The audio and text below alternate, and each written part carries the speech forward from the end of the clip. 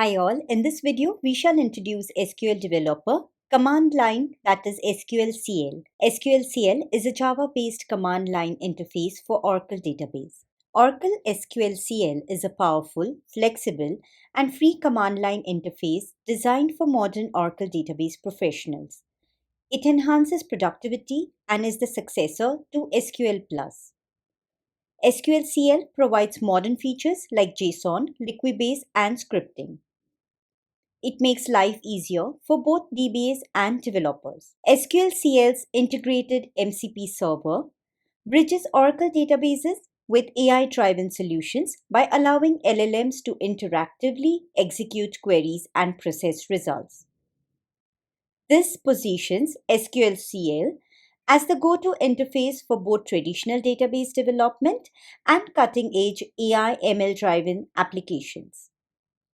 You can download the latest zip from the link provided here, extract it, start a terminal or a command session, and run the SQL program from the bin directory. Now, Oracle SQLcl requires Java 17 or 21. Also, details of the supported Java runtime environments are listed here. Now, SQLcl is included with SQL Developer, and SQL Developer ships with all Oracle database installs. When using an Oracle Home or Instant Client with SQLcl, the client version must be 23 AR. Listed here is an example of how you can connect with SQLcl. SQLcl supports all of the SQL commands and has added new ones. You can see the new ones highlighted when you run the help command. Also, here are some differences.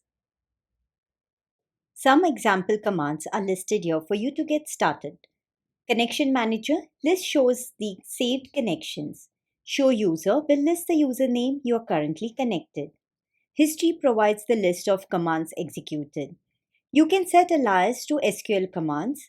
You can directly execute Linux prompt commands by giving host or echo. If you are a 19C or higher, the data guard broker can be managed via PLSQL API. And since there's a PLSQL API, it has SQLcl command for it. You can type dghelp to list all the options available. Here are some commands. So let's see how to connect and start using SQLcl. After you extract the SQLcl zip, you can then go to the bin directory. In the bin directory, you will find the binary SQL. So I can now connect to the database using my username and password. Simultaneously, I'm also providing the -save option to save the connection. So you can see the release here 25.3 is what we are using. We are using the connection manager list to list the connections that we have saved.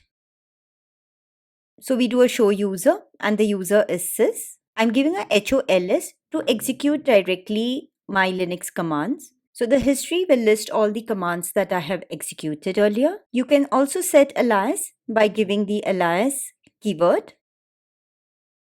To see the data guard commands, you can give dghelp.